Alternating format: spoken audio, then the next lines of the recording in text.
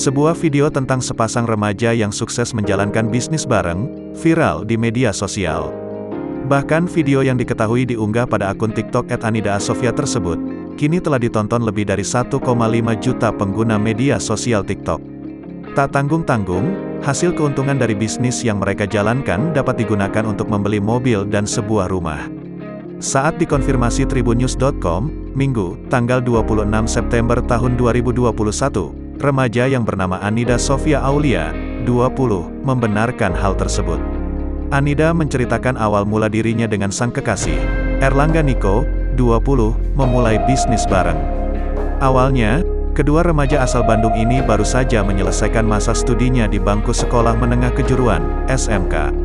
Mereka lantas memilih untuk sama-sama fokus melanjutkan bisnis thrifting online shop, pakaian second, yang sebelumnya pernah terhenti karena dulu masih fokus sekolah.